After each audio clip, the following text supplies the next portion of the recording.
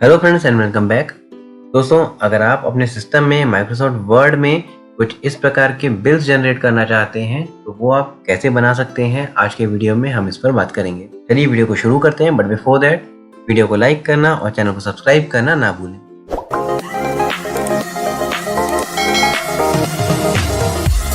तो दोस्तों, जैसा कि आप देख सकते हैं यहाँ पर मेरे पास ये एक बिल का फॉर्मेट है और इसी फॉर्मेट के अकॉर्डिंग मुझे अपना एक बिल क्रिएट करना है। तो ये एग्जैक्ट फॉर्मेट हम MS वर्ड में कैसे क्रिएट करेंगे, आइए अब देखते हैं। तो सबसे पहले मैं ओपन कर लूँगा यहाँ पर MS वर्ड, एक blank document. And first thing first, सबसे पहले आपको जाना होगा यहाँ पर लेआउट, मार्जिन्स, और मार्जिन्स को हम कर देंगे नैरो। एकदम नैरो मार्जिन में हम बिल को क्रिएट करेंगे।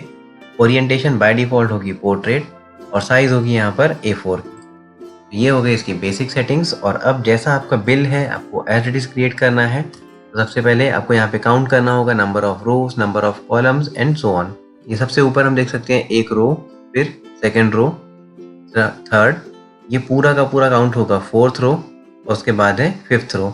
ये पहला टेबल जो हम इंसर्ट करेंगे यहाँ पर होंगे 5 रो, और इसमें अगर कॉलम काउंट करें तो यहाँ पर कॉलम्स है 1 2 3 4 5 6 7। यहाँ पर मुझे एक टेबल इंसर्ट करना होगा 5/7 का। फॉर दैट हम जाएंगे इंसर्ट टेबल। टेबल में आप सेलेक्ट कर लेंगे यहाँ पर 5 रोज एंड 7 कॉलम्स। इस प्रकार से सबसे पहले हमें एक टेबल क्रिएट करना होगा। नेक्स्ट अगेन हम बिल में देखेंगे, फर्स्ट रो में किसी प्रकार का कॉलम नहीं है, सेकेंड रो में सिर्फ 2 कॉलम्स हैं। तो हम जाएंगे टेबल में, फर्स्ट रो को पूरा सेलेक्ट कर लेंगे और जाएंगे लेआउट।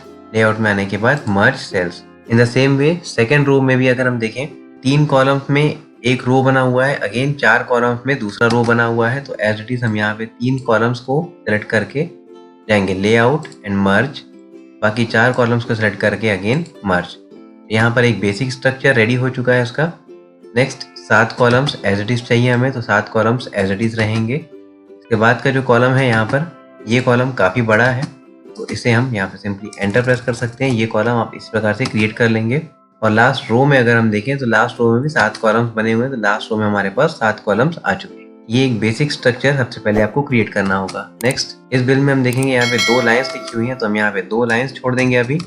और फिर अगर हम देखें नीचे एक और टेबल बना हुआ है, और इस टेबल में भी हम देखें नंबर ऑफ रो है 1 2 3 4। यहाँ पर 4 रो हैं, और नंबर ऑफ कॉलम्स अगर हम काउंट करें 1 2 3 4 5 6 7 8 9।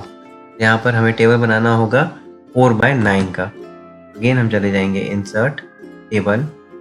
अब है हमारे पास 4 रो और 9 कॉलम्स। नेक्स्ट अब इनकी फॉर्मेटिंग करनी होगी। तो शुरू के 3 रो में 9 कॉलम्स हैं, बस जो लास्ट रो है उसमें कोई कॉलम नहीं है। तो हम यहाँ पे लास्ट को सिलेक्ट कर लेंगे और क्लिक करेंगे लेआउट एंड मर्ज। ये इसका एक बेसिक स्ट्रक्चर रेडी हो चुका है। अब हम जाएंगे हमारे बिल में, और अकॉर्डिंगली आपको यहाँ पर जो भी लिखना होगा आप वो लिख सकते हैं। मैं इस बिल का सेम रेप्लिका क्रिएट कर रहा हूँ, यानी कि सेम कॉपी क्रिएट कर रहा हूँ, and it is just for educational purpose. तो मैं जैसा यहाँ पर लिखा हुआ है एज इट इज वहाँ पर टाइप करूंगा इस प्रकार से। सबसे पहले फर्स्ट लाइन जो कि है इनवॉइस एंड और कैश। नेक्स्ट है GST नंबर, और आपको इसी लाइन में GST नंबर लिखना है। सबसे पहले मैं इसे सेंटराइज करूंगा, और इसे सेंटर करने के लिए कीबोर्ड में आप प्रेस करेंगे Ctrl+E। एंटर आ चुका है ये, और इतना लिखने के बाद प्रेस करेंगे एंटर। नेक्स्ट यहाँ पे शॉप का नाम लिखा है, उसके नीचे एड्रेस है।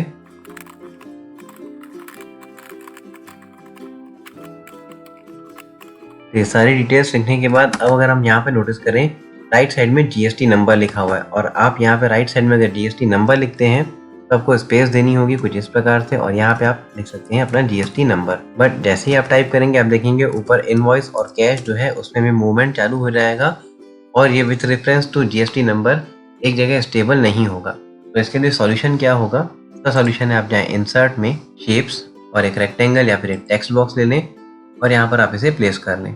टेक्स्ट बॉक्स के अंदर आप अपना GST नंबर लिख लें, और इस टेक्स्ट बॉक्स को आप यहाँ पे इजीली प्लेस कर सकते हैं कुछ इस प्रकार से।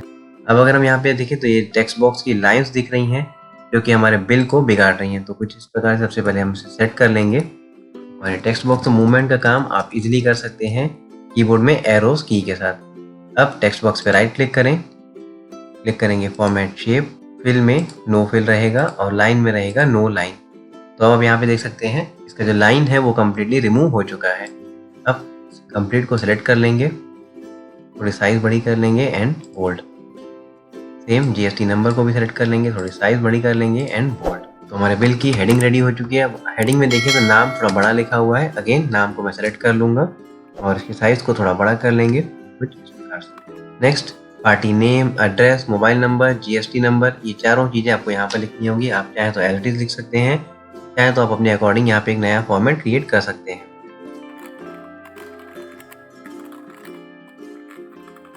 बाकी डिटेल्स भी हम जल्दी से फिल कर लेंगे, इनवॉइस नंबर और इनवॉइस डेट।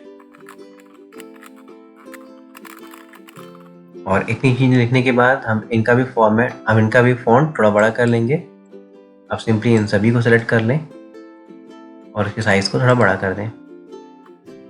आफ्टर दैट अब हम जाएंगे थर्ड रो में, और थर्ड रो में जैसा लिखा हुआ है एज इट इज़ आपको सिंपली टाइप कर लेना है। अब अगर आप यहाँ पे देखें तो serial number, HSN, quantity, almost in सभी के लिए जो स्पेस है वो काफ़ी कम है एक्सेप्ट पर्टिकुलर्स के लिए स्पेस ज़्यादा दी हुई है। तो हम आ जाएंगे हमारे टेबल में, क्लिक करेंगे इस बॉक्स पे, जाएंगे layout, auto fit and auto fit to contents. And auto fit to contents करने से आपका जो टेबल है वो ऑटोमेटिकली जो भी आपने लिखा हुआ है उसकी साइज़ के अकॉर्डिंग कम्प्लीटली मैनेज होगा। अगेन इसके फॉन्ट को थोड़ा बड़ा कर लेंगे और अब इस जीएसटी नंबर को भी अगेन रीसेट कर लेंगे। नेक्स्ट अब हमें यहाँ पे अपनी डिटेल्स फिल इन करनी होंगी।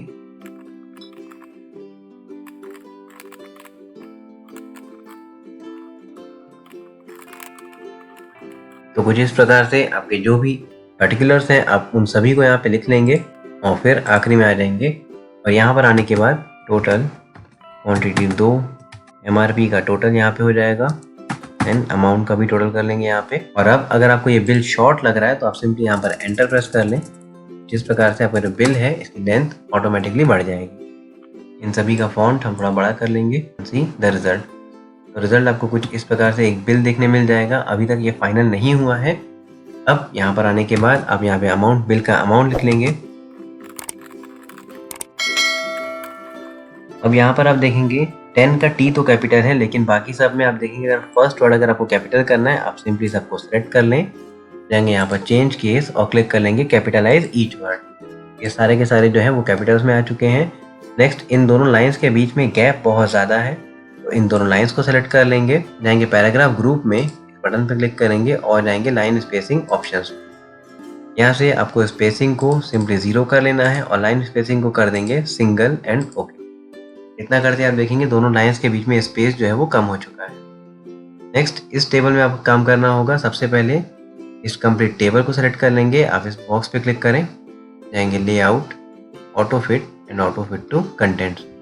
ऑटो फिट टू कंटेंट्स में अब आप जो भी टाइप करेंगे अकॉर्डिंगली यहाँ पर उसकी साइज़ को ये रिसाइज करता जाएगा। तो आप सबसे पहले क्रिएट करेंगे इस टेबल के जितने भी कॉलम्स हैं,